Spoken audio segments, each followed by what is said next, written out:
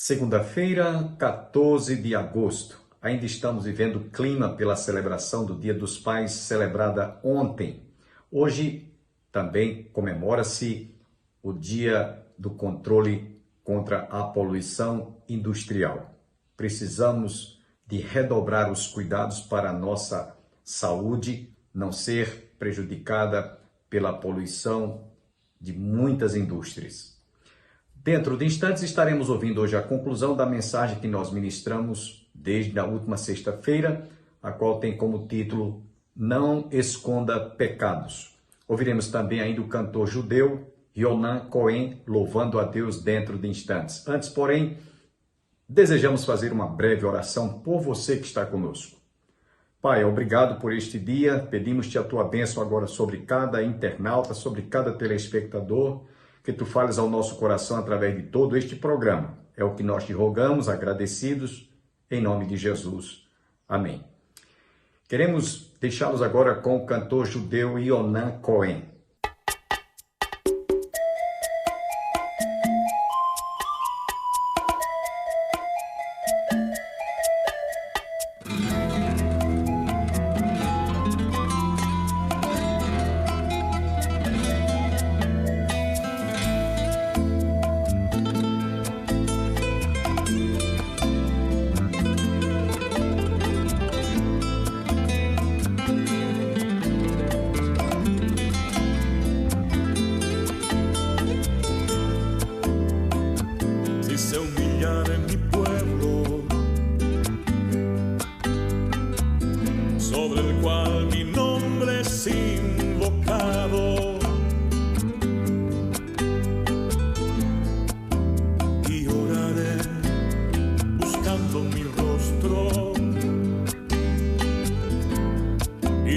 Apartaren de sus malos caminos, entonces yo iré desde los cielos y perdonaré sus pecados. Entonces yo iré desde los cielos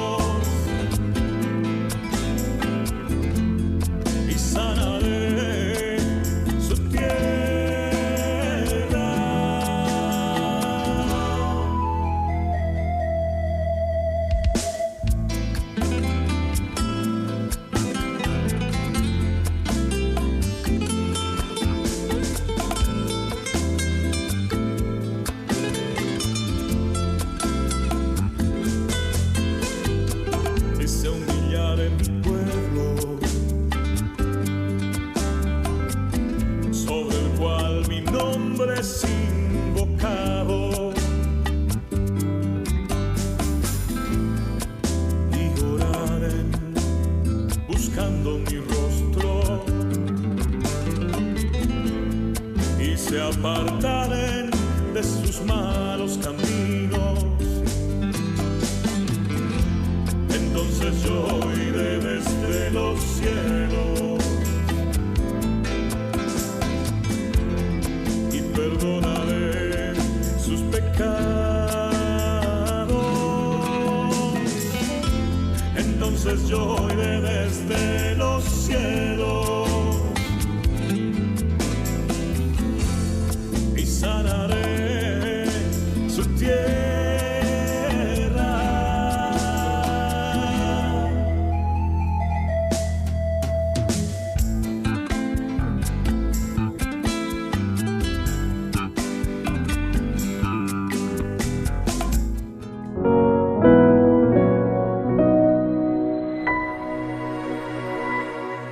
A Bíblia diz que de graça dá e de graça recebeste. Deus não vende, Deus não negocia suas bênçãos, suas benesses.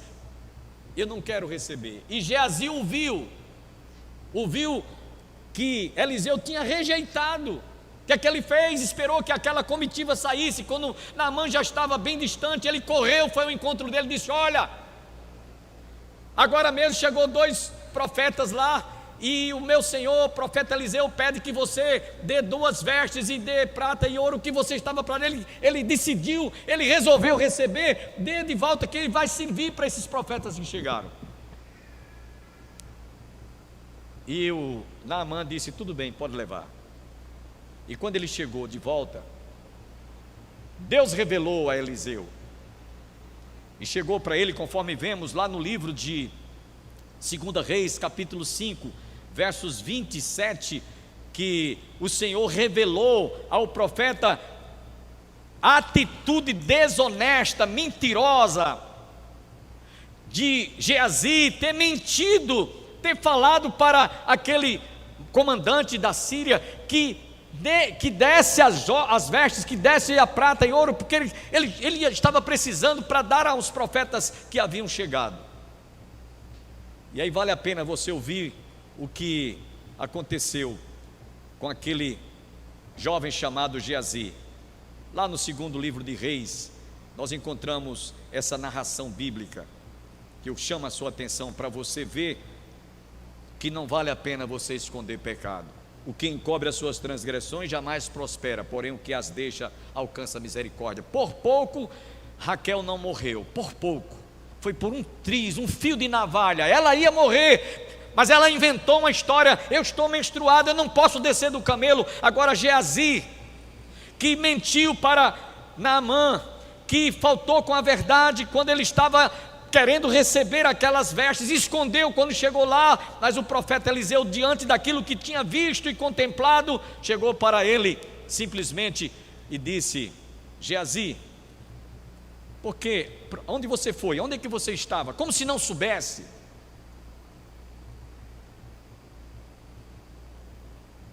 Ele disse simplesmente: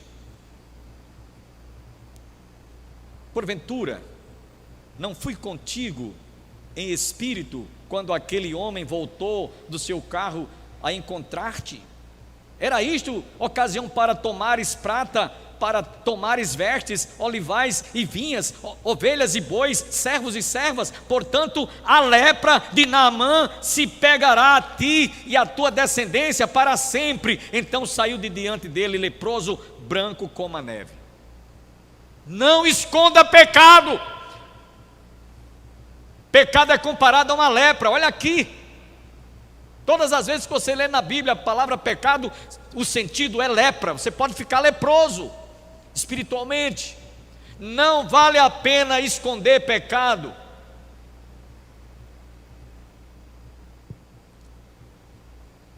O rei Davi, eu procurei os principais exemplos na Bíblia.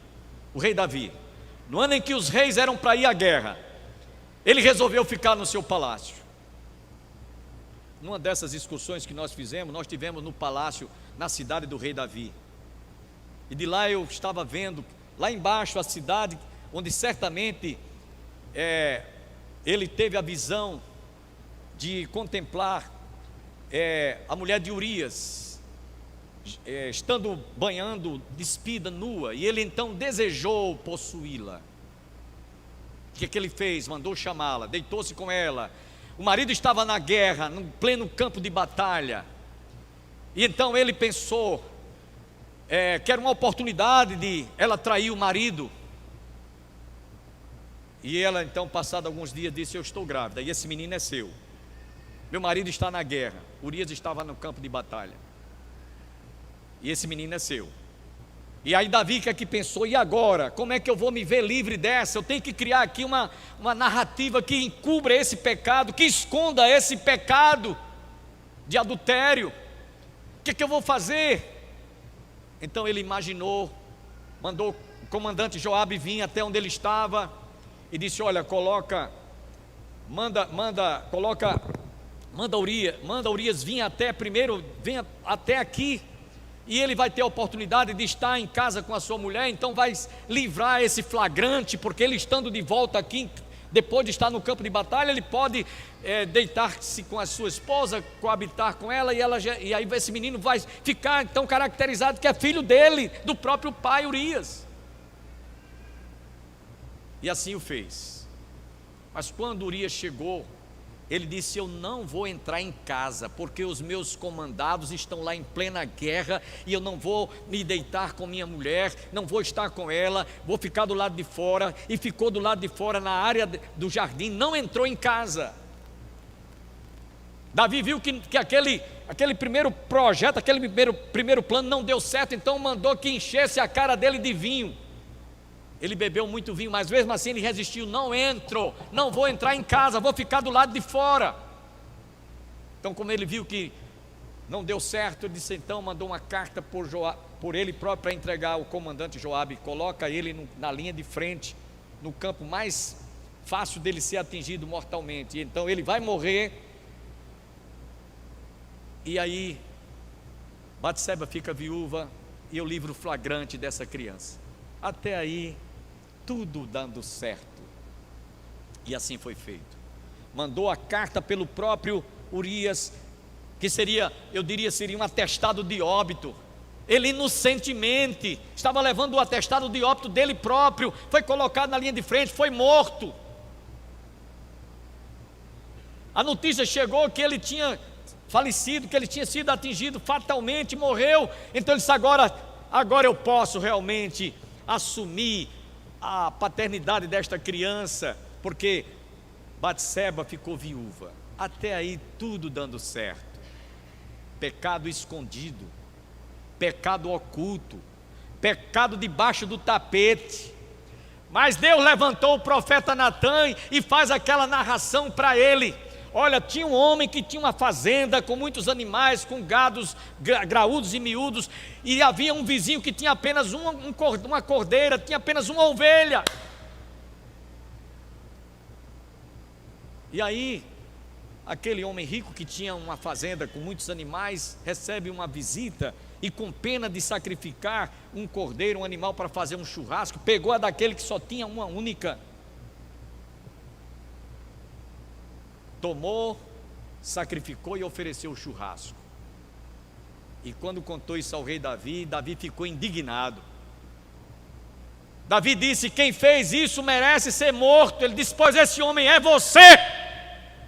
Foi você que cometeu o crime, foi você que cometeu o adultério e matou Urias para salvar, para livrar a sua pele do pecado que você havia cometido. Agora eu quero lhe dizer uma coisa, Davi.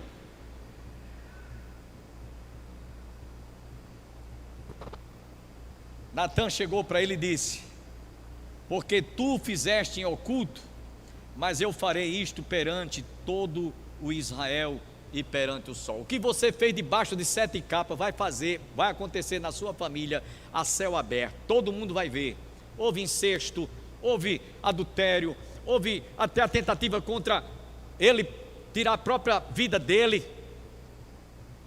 usurpar o trono, tudo porque ele escondeu o pecado. Até a criança que era o fruto daquela união ilícita, ilegal, ilegítima, o menino adoeceu e Deus tirou a vida do menino, que era fruto de um pecado chamado adultério. Não esconda pecado. Não vale a pena você esconder pecado.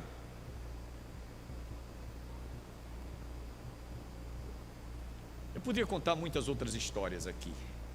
Quem cobre as suas transgressões jamais prospera, mas o que as confessa e deixa alcança a misericórdia. Mas vamos aqui mais 2 exemplos. Eu queria contar um de Judas, que é conhecido de todos nós. Está lá no livro de Lucas, capítulo 22, versos 47 e 48.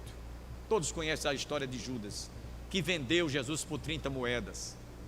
Mas antes, ele havia se comprometido com as autoridades para que, quando eles fossem prender Jesus estava lá no Getsêmani, e o Getsêmani é um lugar arborizado, tem muitas árvores, é bem arborizado, tem muitas oliveiras, e Jesus estava orando à noite, e à noite não é muito claro, é óbvio, não tinha energia como nós temos hoje, era na base da lamparina, era na base da labareda de fogo, e então para identificar quem era realmente, de quem se tratava Jesus, porque ele disse, era como sinal, aquele a quem eu beijar, esse é Jesus que deve ser preso. E quando ele fez isso, lá no Evangelho de Lucas, capítulo 22, 47 e 48. Judas estava fazendo tudo camufladamente, ocultamente, mas Jesus estava sabendo de tudo. E ele, quando se aproxima dele, disse: Judas, como é que você, com um beijo, trai o Filho do Homem?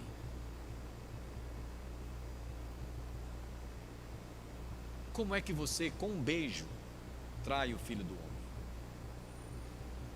Quantas traições,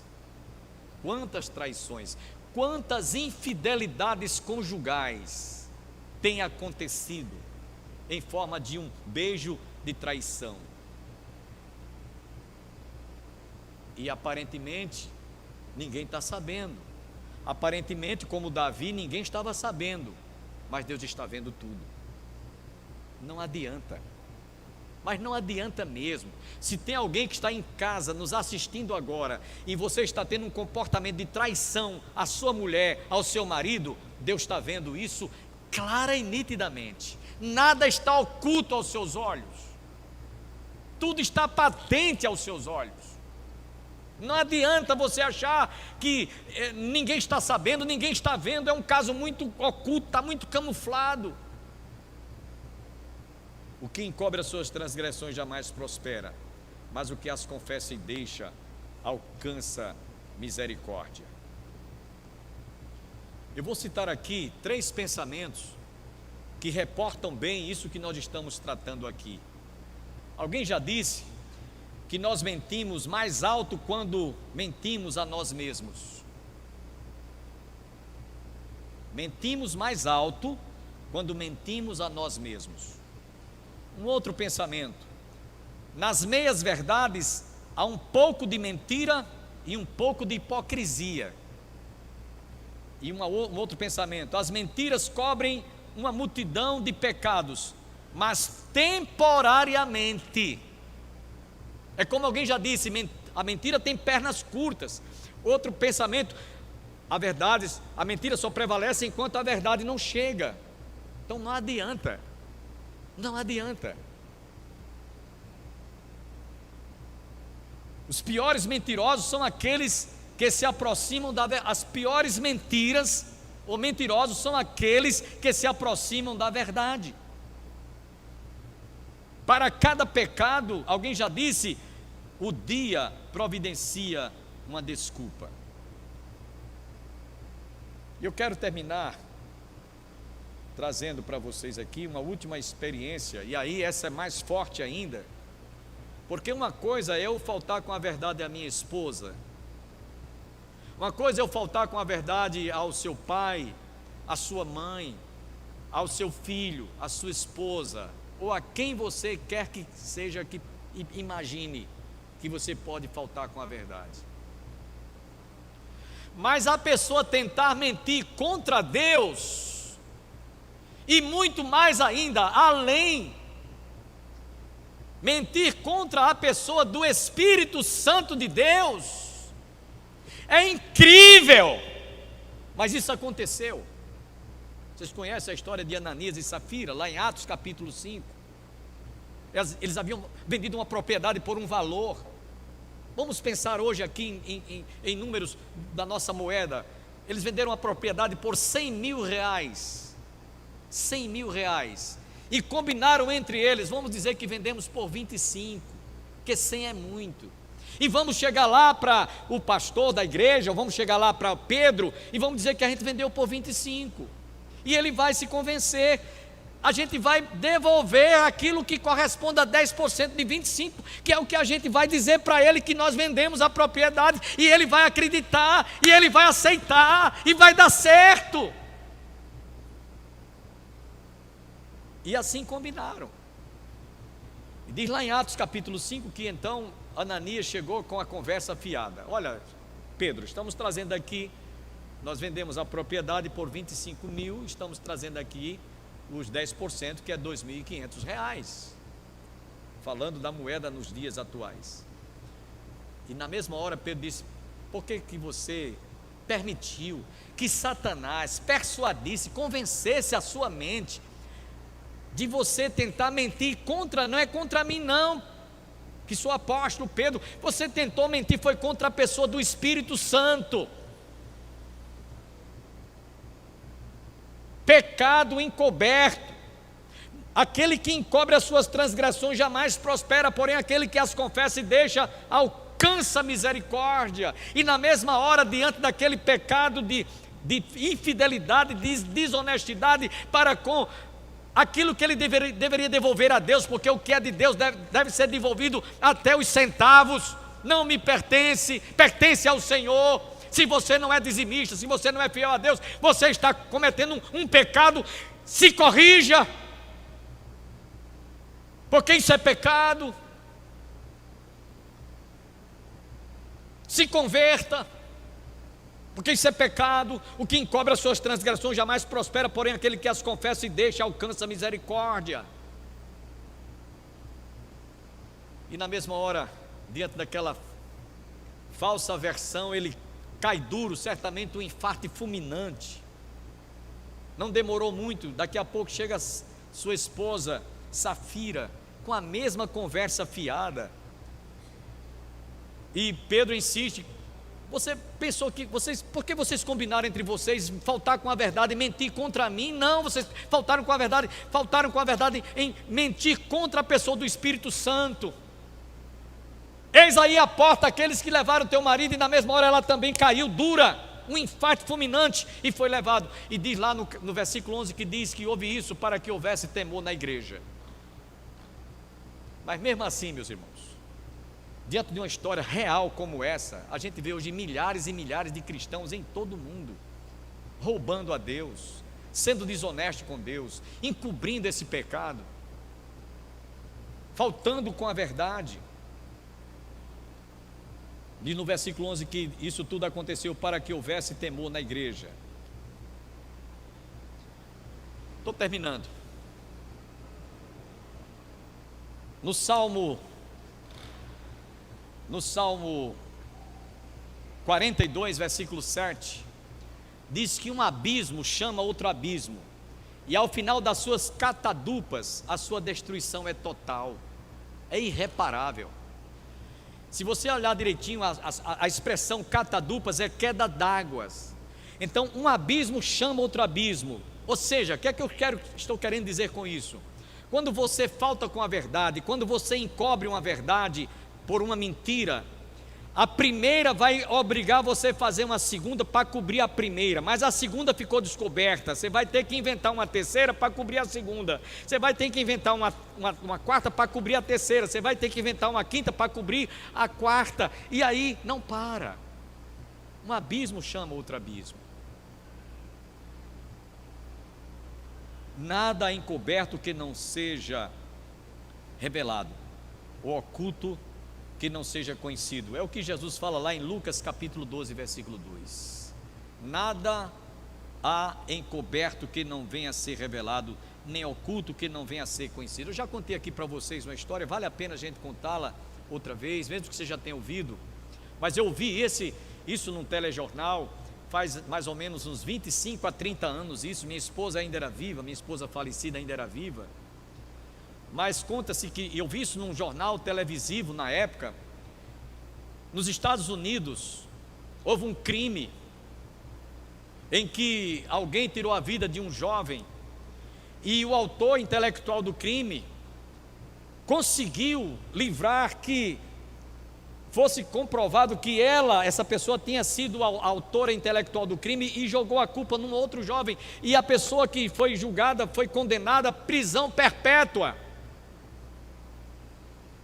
e mofou na cadeia. Mas aquela senhora que havia sido a autora intelectual do crime, durante o tempo que pôde esconder aquele crime, ela ocultou, mas eu acredito que muitas noites ela ia dormir, a insônia tomava conta do seu coração, da sua mente, perturbação, muitas vezes não conseguia não dormia, não conciliava o sono, perturbada, sem paz, aflita, angustiada. A acusação era tremenda, o tribunal de Deus no juízo dela cozinhava de tal maneira que ela não tinha paz, e ela já estava bem velhinha, pastor Antônio Júnior, já idosa. E quando foi um dia ela não suportou, ela procurou as autoridades, isso é real, isso aconteceu nos Estados Unidos. E ela procurou as autoridades e disse: aquele crime que aconteceu no ano tal, assim, descreveu tudo, a autora intelectual do crime foi eu. Aquele jovem que está pagando a pena lá preso, prisão perpétua, ele é inocente. Eu não suportei mais e vim aqui confessar, eu sou a ré desse crime, eu sou a criminosa. O que encobre as suas transgressões jamais prospera, mas o que as confessa e deixa alcançará misericórdia, porque no mínimo você vai ter um peso de consciência para o resto da sua vida.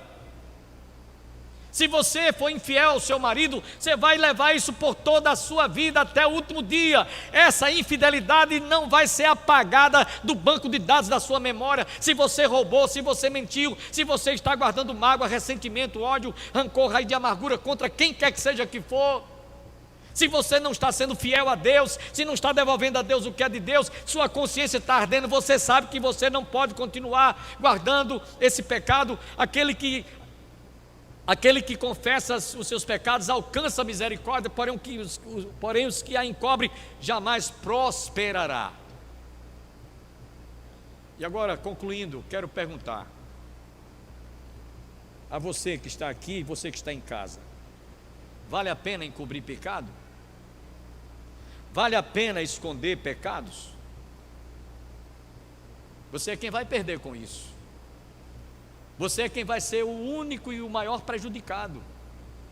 Lembre-se que nós estamos diante de um Deus vivo, que é onisciente, que é onipresente, que é onipotente, que conhece todas as coisas, sabe de tudo. Não há como você esconder nada de Deus. Como eu disse, eu me sinto nu, pelado diante de Deus.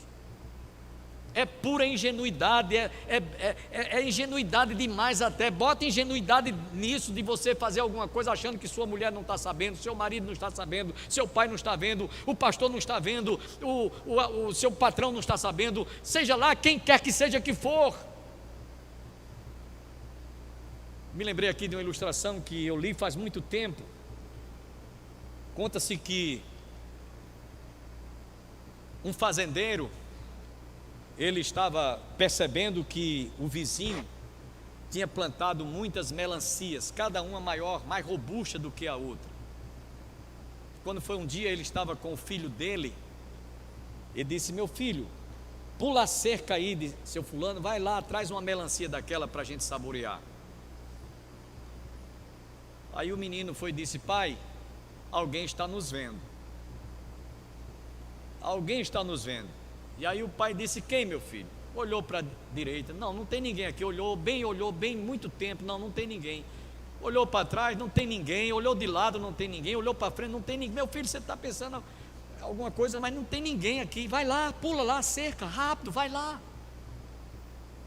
Eu já vi, não tem ninguém, nem aqui de lado, nem de frente, nem atrás, nem da esquerda, nem à direita.